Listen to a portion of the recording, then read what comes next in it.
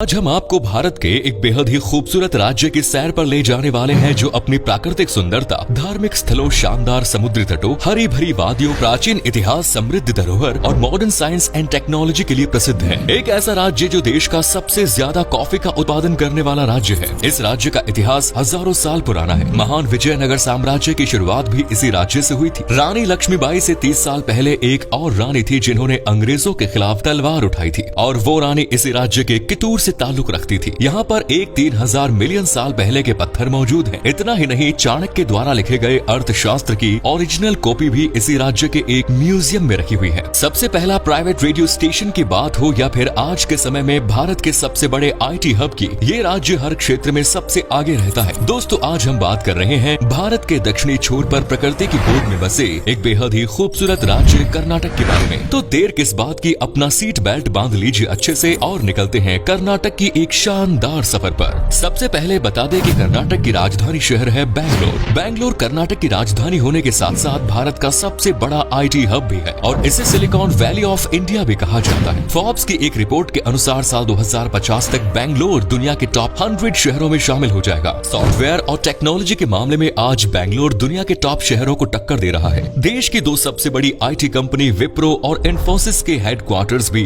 बैंगलोर में ही स्थित है। साथ ही भारत की स्पेस एजेंसी इसरो का हेडक्वार्टर भी यहीं स्थित है। कर्नाटक की गिनती हमेशा से ही भारत के सबसे प्रमुख राज्यों में की जाती रही है। कर्नाटक भारत का 6ठा सबसे बड़ा राज्य है और आबादी के लिहाज से ये 8वें स्थान पर आता है। आज राज्य की जनसंख्या 6.6 करोड़ के आसपास है और इस राज्य में 84% हिंदू, 12% मुसलमान सहित ईसाई, सिख, जैन और बौद्ध धर्म के लोग भी रहते हैं। कर्नाटक को पहले मैसूर राज्य के नाम से जाना जाता था। आजादी के बाद 1 नवंबर 1956 को मैसूर राज्य की स्थापना की गई थी और सन 1973 में इसका नाम बदलकर कर्नाटक रखा गया। कर्नाटक का नाम कन्नड़ शब्द कारू और नाडू से लिया गया है, जिसका मतलब होता है काली मिट्टी, यानी कि लैंड ऑफ ब्लैक सॉइल। ये राज्य घूमने के लिहाज से भी एक परफेक्ट जगह है। केवल कर्नाटक में ही 40 से भी ज्यादा वाटरफॉल्स मौजूद हैं। आज कर्नाटक की अर्थव्यवस्था में एग्रीकल्चर का योगदान सिर्फ 12% रह गया है। इंडस्ट्रियल सेक्टर का GDP में 22% का योगदान है। वहीं सबसे ज्यादा 66% का योगदान सर्विस सेक्टर का है। कर्नाटक राज्य भारत की अर्थव्यवस्था को मजबूती प्रदान करने में काफी आगे है। इस साल राज्य की GDP $243 बिलियन रहने की बात कही जा रही है और पर कैपिटा इनकम के मामले में भी कर्नाटक राज्य भारत के अन्य राज्यों की तुलना में काफी आगे नजर आता है।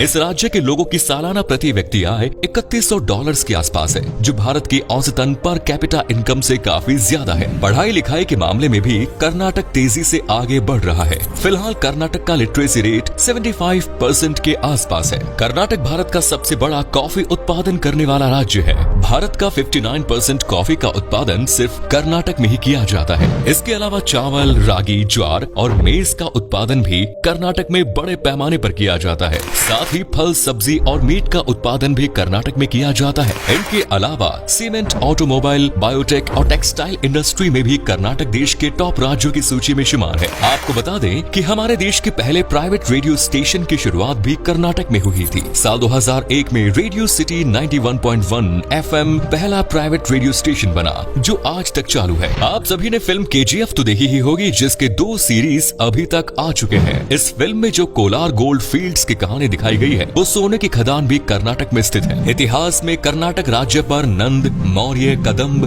बादामी, चालुक्य और गंगा जैसे राजवंशों द्वारा शासन किया गया है। कर्नाटक राज्य की जब भी बात आती है तो हैदर अली और टीपू सुल्तान का जरूर याद किया जाता है। इन्होंने 4 एंग्लो मैसूर युद्ध किए, लेकिन अंतिम युद्ध में टीपू सुल्तान मारे गए थे। कहा जाता है कि टीपू सुल्तान और हैदर अली ने पहली बार सन 1780 में तोप का निर्माण किया था। अंग्रेजों के विरुद्ध क्रांति की शुरुआत में वैसे तो सन 1857 के विद्रोह से मानी जाती है, लेकिन कित्तूर की रानी चेन्नम्मा ने सन 1824 में ही अंग्रेजों की हुकूमत के खिलाफ जंग का ऐलान कर दिया था। कर्नाटक में वैसे तो सबसे ज्यादा कन्नड़ भाषा का ही प्रयोग किया जाता है, लेकिन इसके अलावा हिंदी, इंग्लिश, मराठी, तमिल, तेलुगु, मलयालम सहित कई अन्य भाषाएं भी लोग आम बोलचाल के दौरान इस्तेमाल करते हैं। समय के चलते आज संस्कृत भाषा सिर्फ पुराणों और वेदों तक ही सीमित कर रह गई है। युवा पीढ़ी को भी संस्कृत भाषा में ज्यादा दिलचस्पी नहीं रही है, लेकिन कर्नाटक में मत्तूर नाम की एक जगह है जहां आज भी हर कोई संस्कृत भाषा में ही बात करता है। रोजमर्रा की जिंदगी में संस्कृत भाषा में बात करते लोगों को देखकर ऐसा लगता है मानो किसी प्राचीन समय की दुनिया में आ गए हों। कला, साहित्य साहित्य और संगीत के जगत में भी कर्नाटक का अहम योगदान रहा है। पंडित भीमसेन गुरुजी जोशी, जिन्हें father of Indian classical music कहा जाता है, ये भी कर्नाटक से ही ताल्लुक रखते हैं। उन्होंने ख्याल रूप की शुरुआत की थी। साथ ही दीपिका पादुकोण सहित कई दिग्गज फिल्मी सितारे कर्नाटक ने देश को दिए। अनिल कुंबले जैसे अपने समय के महान क्रिकेटर्स भी कर्नाटक की मिट्टी में ही जन्मे हैं। दोस्तों, कर्नाटक के हुबली शहर में कर्नाटक खादी ग्रामोद्योग संयुक्त संघ मौजूद है, जो पूरे भारत में झंडा बनाने के लिए अधिकृत है। यानी भारत में इस्तेमाल होने वाले सभी झंडे यहीं पर तैयार किए जाते हैं। कर्नाटक के बीजापुर को नदियों का शहर कहा जाता है। इस शहर से 5 प्रमुख नदियां होकर गुजरती है, जिनके नाम कृष्णा, भीमा, डोनी, मालाप्रभा और घटप्रभा है। साथ ही ये शहर हाथों से बनाई गई इलकाल साड़ियों के लिए भी प्रसिद्ध है।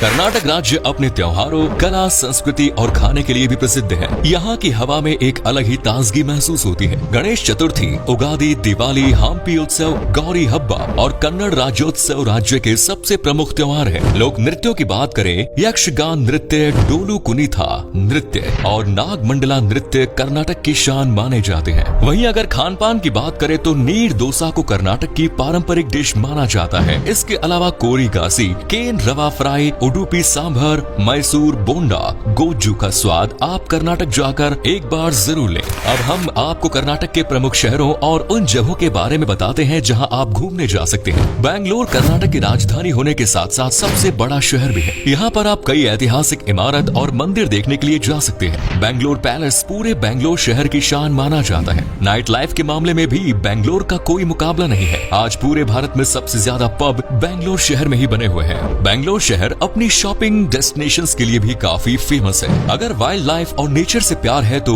बैनरघट्टा नेशनल पार्क जरूर होकर आइए। Visvesvaraya industrial and technological museum में आपको विज्ञान से जुड़ी कई चीजें देखने को मिलेंगी। साथ ही Cubbon Park, Kanakapura, Nandi Hills, Chunchi Falls जैसी कई जगह आप जा सकते हैं। बैंगलोर शहर से चंद घंटे की दूरी पर श्रवण बेलगोला नाम की एक जगह है। ये जैन धर्म के लोगों के लिए एक प्रमुख आस्था का केंद्र है, जिसे गोमटेश्वर के नाम से भी जाना जाता है। यहाँ पर भगवान बाहुबली की 57 फीट ऊंची प्रतिमा विराजमान है। इस मूर्ति की खास बात यह है कि यह प्रतिमा सिंगल ग्रेनाइट पत्थर से तैयार की गई है। कर्नाटक की मैसूर चारों तरफ से हरियाली से घिरा हुआ एक शहर है। मैसूर शहर दिन के समय जितना खूबसूरत नजर आता है, रात के समय इसकी खूबसूरती उससे भी कई गुना बढ़ जाती है। पूरे शहर में हर जगह आपको चकाचौंध नजर आएंगी। सभी ऐतिहासिक इमारतों और महलों पर रात के समय रोशनी की जाती है। इस शहर से आप चंदन से बने साबुन, अगरबत्तियां खरीद सकते हैं और वोट डालने के बाद आपके हाथ पर जो इंक लगाई जाती है, उसका निर्माण भी मैसूर में ही किया जाता है। मैसूर के अलावा वो इंक भारत में और किसी जगह नहीं बनती। मैसूर एक काफी साफ सुथरा शहर भी माना जाता है। मैसूर पैलेस इस शहर का सबसे पसंदीदा टूरिस्ट डेस्टिनेशन है और ये भारत में ताजमहल के बाद सबसे ज्यादा घूमे जाने वाली जगह भी है। इसे अम्बा विलास पैलेस के नाम से जाना जाता है। ये पैलेस वाडियार राजवंश का राजघराना हुआ करता था। ललिता महल मैसूर का दूसरा सबसे बड़ा महल है और इसका आर्किटेक्चर भी काफी प्रशंसनीय है। Saint Philomena cathedral church Bharat का दूसरा सबसे ऊंचा चर्च है, जो मैसूर में ही स्थित है। इनके अलावा भी कर्नाटक राज्य के मैंगलोर शहर अपने खूबसूरत समुद्री तटों के लिए विख्यात है। ये भारत के उन चुनिंदा शहरों में से एक है जो हवाई, रेल और सड़क समुद्री मार्ग से जुड़ा हुआ है।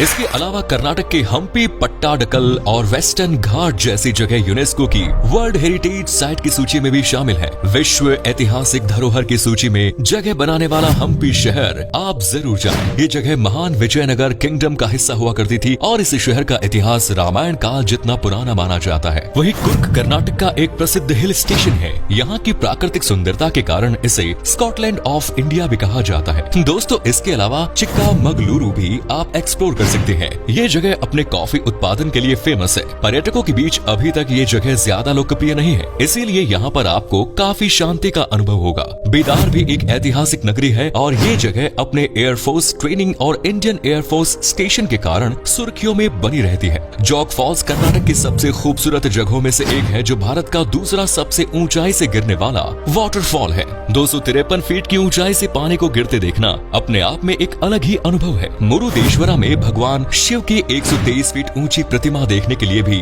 लोग बहुत दूर दूर से आते हैं। अगर आप एक फैमिली ट्रिप की प्लानिंग कर रहे हैं तो ये राज्य आपको बिल्कुल भी निराश नहीं होने देगा। कर्नाटक में सभी जगह एक ट्रिप में घूमना तो संभव नहीं है, लेकिन मैसूर और बैंगलोर जैसे प्रमुख स्थान आप एक साथ घूम सकते हैं। अगर आप कर्नाटक जाएं तो कम से कम 6 से 7 दिन का समय अपने साथ लेकर चलें, तभी आपको यहाँ घूमने में मजा आएगा। 3 से 4 4 दिन के ट्रिप में कर्नाटक राज्य की सैर कर आपका मन नहीं भरेगा। कर्नाटक तक आप हवाई मार्ग या रेल मार्ग तक आसानी से पहुंच सकते हैं। भारत के सभी राज्यों और शहरों से कर्नाटक तक की ट्रेन और एयरप्लेन सुविधा मिल जाएगी। कर्नाटक के बैंगलोर, मैंगलोर, हम्पी, हुबली, बेलगाम, बीजापुर और मैसूर में हवाई अड्डे बने हुए हैं। इसके अलावा आप अपनी खुद की कार से भी कर्नाटक जा सकते हैं। हालांकि अगर आप उत्तर भारत से हैं तो खुद ड्राइव करने में आपको काफी थकावट महसूस होगी। इससे बेहतर यही होगा कि आप पब्लिक ट्रांसपोर्ट से कर्नाटक तक पहुंचे और यहाँ पर टैक्सी रेंट पर लेकर राज्य की सुंदरता का दर्शन करें। तो ये थी देश की सबसे खूबसूरत राज्य कर्नाटक। कैसा लगा बताइए कमेंट्स में। आप में से अगर कोई कर्नाटक से हमारा ये वीडियो देख रहा है तो हमें जरूर बताइए, क्या कभी आपने विजिट की है कर्नाटक, और अगर की है तो आपका एक्सपीरियंस कैसा रहा ये भी हमारे साथ शेयर जरूर करें। उम्मीद करता हूँ कि आपको हमारा ये एपिसोड पसंद आया होगा। वीडियो को लाइक कीजिए और अपने दोस्तों और रिश्तेदारों के साथ शेयर करना ना भूलें।